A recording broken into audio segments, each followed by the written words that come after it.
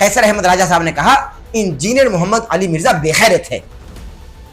इस बयान के बाद ये बयान कैसे दे सकते हो? तुम क्यों नहीं जहलुम से निकल जाते? तुम क्यों नहीं मुलाकात कर लेते? निकलो ना जहलुम से।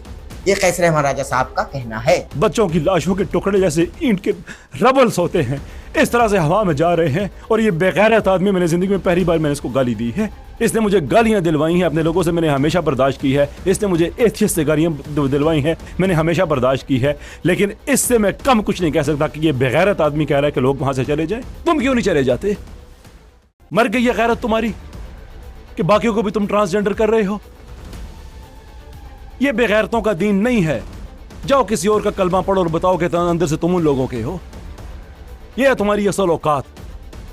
क्या करोगे उस दिन जब यही फलस्तीनी बच्चे हशर के दिन, क़यामत के दिन तुम्हें गिरेबान से पकड़ के जनाब रसूलुल्लाह सल्लल्लाहु अलैहि वसल्लम के सामने लेके जाएंगे और कहेंगे कि ये वो आदमी है जिसकी 30 लाख की फॉलोइंग थी और ये उनको कह रहा था कि हमारे साथ खड़ा ना हो, बल्कि इनको घरों से निकालो, बाकी अरब मुल्क ले ले।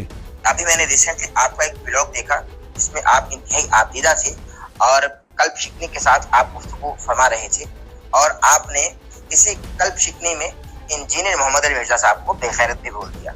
और आपकी जुबान से ऐसे अल्फाज की अदायगी, मैं समझता हूँ कि इसमें क्या बात की जा सकती है। मैं आपके साथ एक पॉडकास्ट रिकॉर्ड करना चाह रहा हूँ। अगर आप मुझको खुसूसी वक्त इनायत फरमाएं, बहुत मेहरबानी होगी। मैं तफसील से आपसे गुफ्तगू करना चाहता हूँ और जो इख्तलाफात हैं उन पर भी बात करना चाहता हूँ, कादियानियत पर बात करना चाहता हूँ और जो मसला फ़लस्तीन है जो ग़ज़ा में इस वक्त हो रहा है उस पर भी बात करना चाहता हूँ। और मैं चाहूँगा कि आप मुझको खुसूसी वक्त इनायत फरमाएं। अस्सलाम वालेकुम डॉक्टर साहब, बहुत शुक्रिया आपने रब्ता किया। देखिए, अल्फाज जो इंसान कहता है उसके पीछे कोई ना कोई एक बहरहाल एक फाउंडेशन होती है। तो जब आपसे तफसीली बात होगी तो इस पर मज़ीद इंशाल्लाह एक्सप्लेनेशन भी हो जाएगी। लेकिन सरेदस्त मैं कहना चाहता हूँ कि मैं अपने अल्फाज पे कायम, आई स्टैंड बाय देम। बाकी आप जब तशरीफ लाएंगे तो आप इस पे खुल के बात कर लीजिएगा इंशाल्लाह। अब दोबारा से कितनी बमबारी हो रही है? जो बेचारे गए थे उन खंडरात में रहने के लिए, फिर ऊपर से बम गिरने शुरू हो गए। तो तमाशा ही देख रहे हैं ना। पहले तो मैं इस हक में था कि 2 स्टेट सोल्यूशन हो, लेकिन अब तो 2 स्टेट सोल्यूशन वाले मामले से भी हम गए। अब बेहतर यह है कि इन मुसलमानों को मुआखात की जाए, दूसरे अरब मुल्क इनको अपने मुल्कों में पनाह दें। कितने सारे फिलिस्तीनी हैं। कैसर साहब, ये मेरी और आपकी पहली मुलाकात होने जा रही है। आपसे रिक्वेस्ट कर रहा हूँ इस व्लॉग में कि आप तैयारी कीजिएगा। मैं भी आ रहा हूँ और आपसे बहुत तल्ख सवाल पूछूंगा। मैं आपको बता रहा हूँ और ये भी पूछूंगा कि इंजीनियर साहब तो अहमद नसीर ऑफिशियल की वीडियोस देखने के लिए हमारे YouTube चैनल को सब्सक्राइब कीजिए और बेल के आइकन को प्रेस कीजिए ताकि आपको हमारी आने वाली तमाम वीडियोस की अपडेट्स मिल सकें। औज़ु बिल्लाहि मिनश शैतानिर रजीम, बिस्मिल्लाहिर रहमानिर रहीम।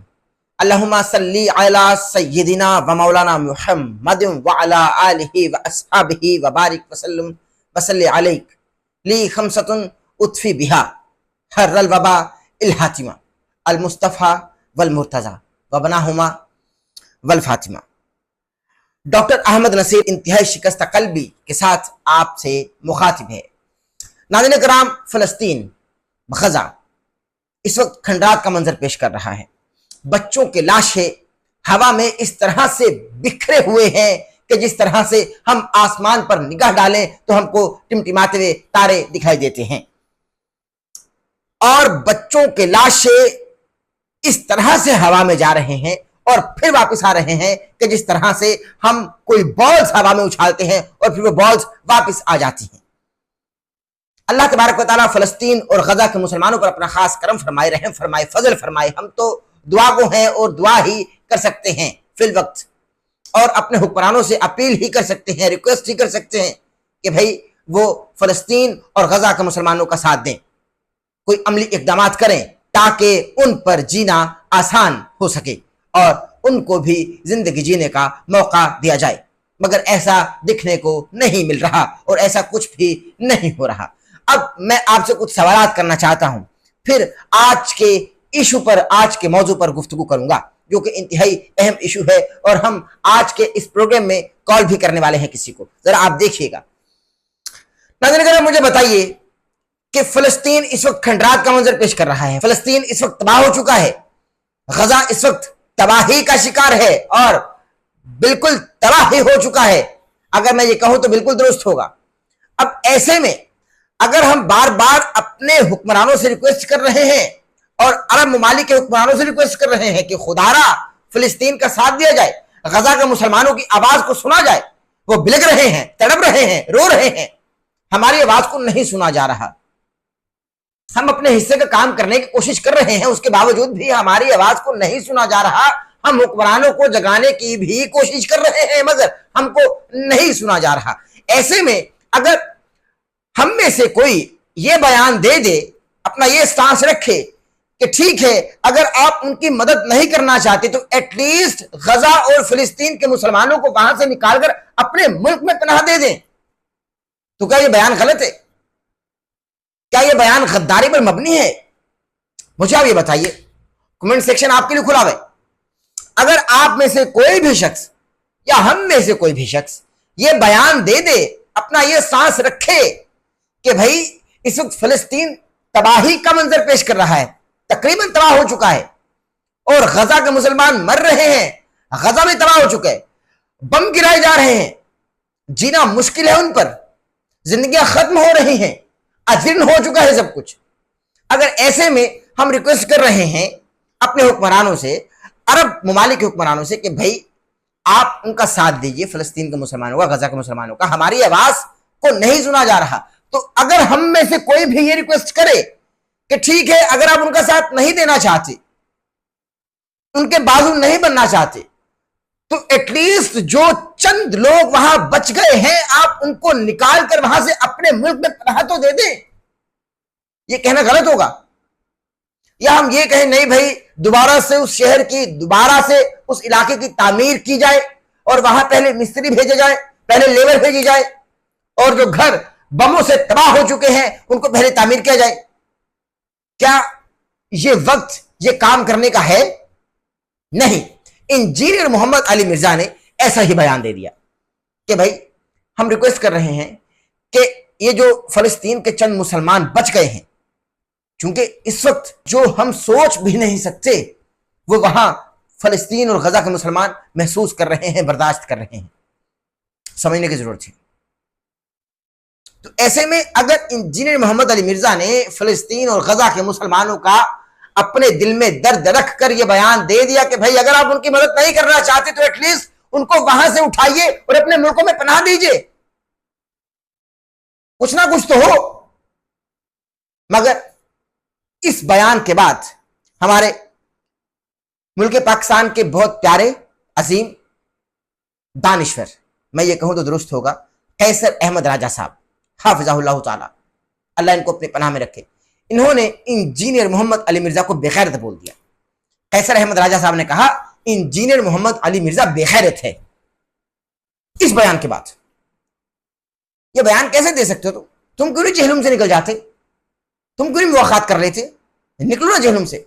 यह कैसर अहमद राजा साहब का कहना है और आंखों में आंसू हैं, आप दीदा है, जाहिर उनके दिल में दर्द है फिलिस्तीन के मुसलमानों का, गजा के मुसलमानों का, और उन्होंने ये बयान दे दिया। मैं सबसे पहले इंजीनियर मोहम्मद अली मिर्जा का आपको क्लिप दिखाना चाहता हूं। सबसे पहले इंजीनियर साहब का क्लिप देखिए कि उन्होंने क्या बयान दिया, उसके बाद फिर कैसर अहमद राजा साहब का क्लिप दिखाना चाहता हूं कि वो इंजीनियर साहब को जवाब में क्या बोल रहे हैं, और फिर मैं आपको हक़ाइक़ बताना चाहता हूं और कैसर साहब को कॉल पर लूंगा और फिर जो होने वाला है वो आप देखिएगा। जरा क्लिप देख लीजिए। अब दोबारा से कितनी बमबारी हो रही है, जो बेचारे गए थे उन खंडरात में रहने के लिए फिर ऊपर से बम गिरने शुरू हो गए। तो तमाशा ही देख रहे हैं ना, 1.5 साल हो गया।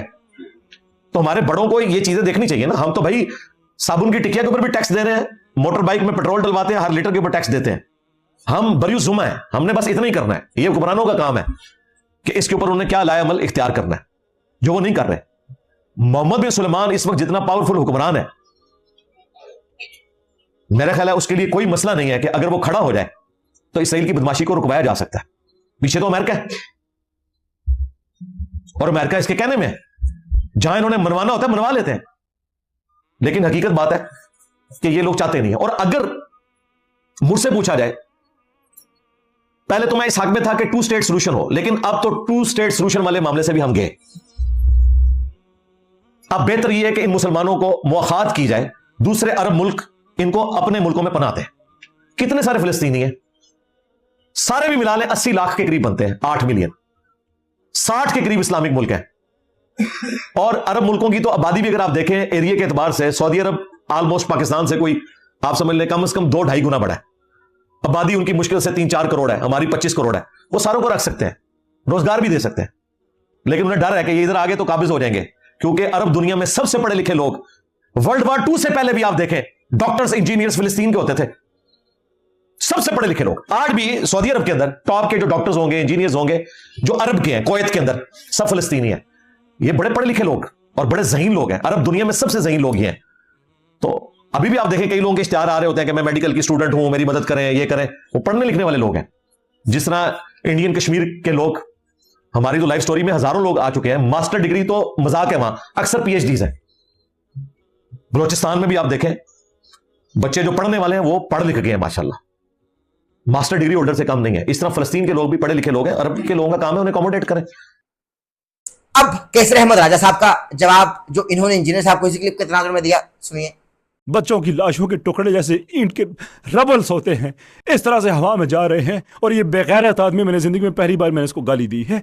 इसने मुझे गालियां दिलवाई हैं, अपने लोगों से मैंने हमेशा बर्दाश्त की है। इसने मुझे एथियस्ट से गालियां दिलवाई हैं, मैंने हमेशा बर्दाश्त की है। लेकिन इससे मैं कम कुछ नहीं कह सकता कि ये बेगैरत आदमी कह रहा है कि लोग वहां से चले जाएं। तुम क्यों नहीं चले जाते?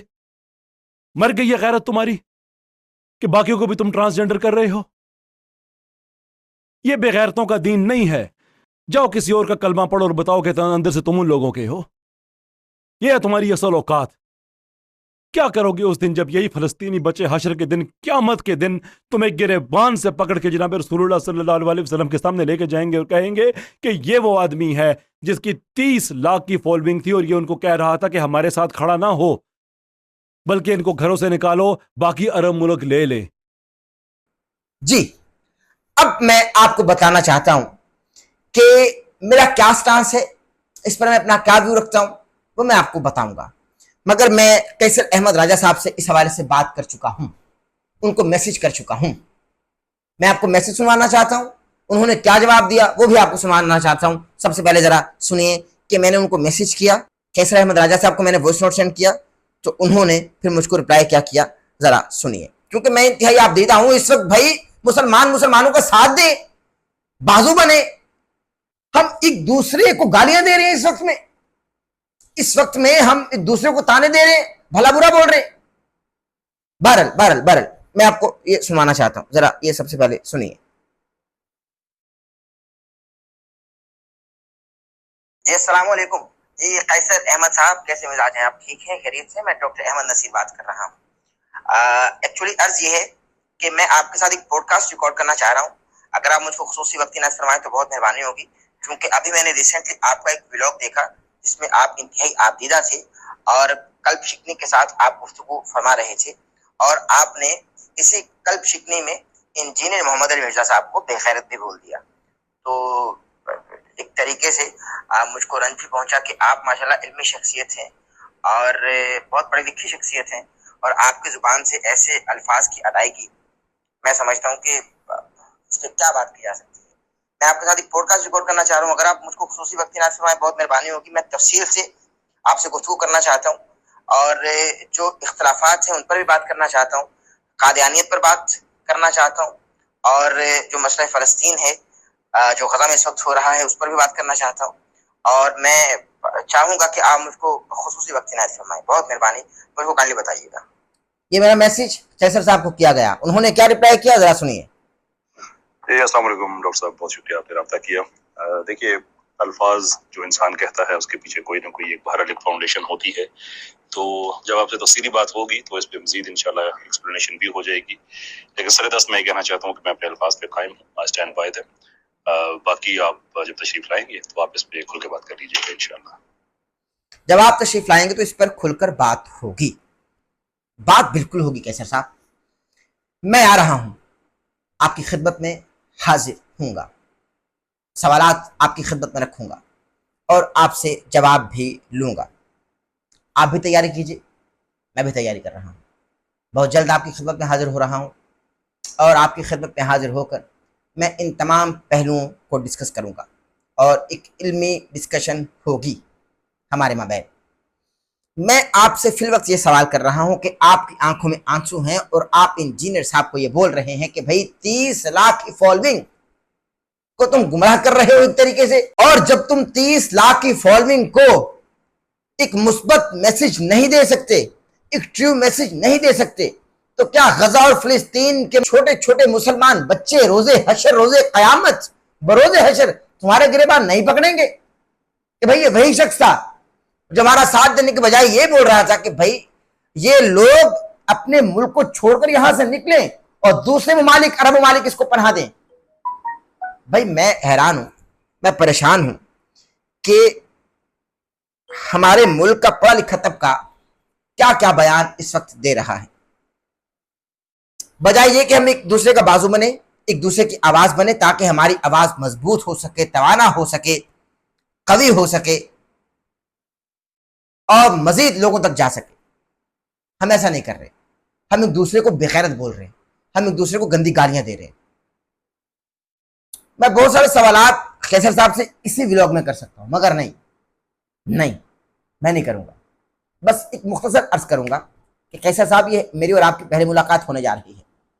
आपसे रिक्वेस्ट कर रहा हूं इस व्लॉग में कि आप तैयारी कीजिएगा, मैं भी आ रहा हूं और आपसे बहुत तल्ख सवाल पूछूंगा। मैं आपको बता रहा हूं और ये भी पूछूंगा कि इंजीनियर साहब तो गजा के मुसलमानों के लिए दर्द दिल रखते हुए ये फरमा रहे हैं कि भाई अगर उनका मुल्क इस वक्त तबाह हो रहा है, अगर उनका इलाका इस वक्त तबाह हो रहा है, तबाही का मंजर पेश कर रहा है और कोई भी उनकी मदद के लिए नहीं जा रहा, तो भाई एटलीस्ट अरब ममालिक उनको अपने मुल्क पे पनाह दे दें, वो अपना मुल्क छोड़ दें ताकि मजीद जानों का ज़ियान ना हो। और आप इस पर बोल रहे हैं कि इंजीनियर मोहम्मद अली मिर्जा को बेगैरत, कि इंजीनियर मोहम्मद अली मिर्जा ने क्या बयान दे दिया, इसमें गैरत खत्म हो चुकी है। ये 30 लाख की फॉलोइंग लेकर क्या कर रहा है, क्या मुस्बत पैगाम दे रही है। तो मैं आपसे कहता हूं कि इंजीनियर साहब तो अपने 30 लाख फॉलोअर्स को, अपने 30 लाख सुनने वालों को, अपने 30 लाख स्टूडेंट्स को गजा में लेकर नहीं जा रहे। तो आप अपने 1.5 लाख फॉलोअर्स को गजा में लेकर चले जाइए, वहां जंग कीजिए। एक सवाल है, वैसे सवालात तो मैं आपके पास आकर करूंगा भाई, मैं जरा सा पेपर लीक कर रहा हूं, आप ऐसा कर लीजिए। आप जा रहे, मुझे बताइए मुझको क्या अमली अभी तक इकदाम आपने किए वीडियोस बनाने के अलावा अभी तक। बहरहाल ये बात तो अब आपके पास आकर ही होगी, आपके पहलू में बैठेंगे, सामने आपके बैठेंगे, आपके दर्शन करेंगे और आपकी खिदमत में सवालात रखेंगे, क्योंकि ये मेरी और आपकी पहली मुलाकात होगी इंशाअल्लाह ताला। अल्लाह सुब्हानहू व तआला के फजल व करम से मैं आपके पास आ रहा हूँ और आपकी खिदमत में सवालात रखूँ इंशाअल्लाह। ये मुख्तसर सा व्लॉग है, क्योंकि मेरा भी दिल इस वक्त शिकस्ता है और टूटा हुआ है कि एक मुसलमान दूसरे मुसलमान भाई को कादियानियों का फ्रंटमैन बोल रहा है। यहां तक बात रुकी नहीं है सर, फिर उसको बेगैरत भी बोल रहा है। और अगर उन्होंने, यानी इंजीनियर मोहम्मद अली मिर्जा ने, कैसर साहब आपको मौलवियों का फ्रंटमैन बोला है, तो मौलवी जो हैं, उलमाए हक जो हैं, उलमाए दीन जो हैं, ये हमारा फख्र है, हमारे सर का ताज है। तो आपके लिए तो ये एजाज की बात होनी चाहिए कि आपको भाई मौलवियों का फ्रंटमैन बोला जा रहा है। मगर आपने इस पर माफ कर दिया है इंजीनियर साहब, मेरी इत्तलात के मुताबिक इंजीनियर साहब को आपने माफ कर दिया है। इंजीनियर साहब ने आपको, आपके उनको कादियानियों का फ्रंटमैन बोलने पर माफ किया या नहीं, ये नहीं जानता मैं, ये मैं नहीं जानता। आप जानते हैं कि माफ नहीं किया। बरोज़ हशर मामलात सख्त होंगे, हुकूकुल इबाद के मामलात सख्त है भाई, भैया यहां पकड़ोगी। बहरहाल मैं किसी के डिफेंड में बात नहीं कर रहा, मैं बतौर सहाफ़ी आपकी खिदमत में हाजिर होने वाला हूं और कुछ सवालात इंतहाई अदब से आपकी खिदमत में रखने वाला हूं। बहुत जल्द इंतजार कीजिए मेरा। अपना बहुत सारा ख्याल रखिए। व्लॉग करने के दौरान कोई गलती या सहब हो गई हो, तरफ को जोर तो तरफ गारो माफ का खास गारो। हमारे चैनल को सब्सक्राइब कर ले, बेल आइकन को प्रेस करना ना भूलिएगा, ताकि हमारी आने वाली लेटेस्ट अपडेट से महसूस हो सके, जिसमें जवानी और सांस मेहरबानी है। तो इंशाअल्लाह ताला आपसे मुलाकात होगी। अल्लाह हाफ़िज़। अहमद नसीर ऑफिशियल की वीडियोस देखने के लिए हमारे YouTube चैनल को सब्सक्राइब कीजिए और बेल के आइकन को प्रेस कीजिए, ताकि आपको हमारी आने वाली तमाम वीडियोस की अपडेट्स मिल सकें।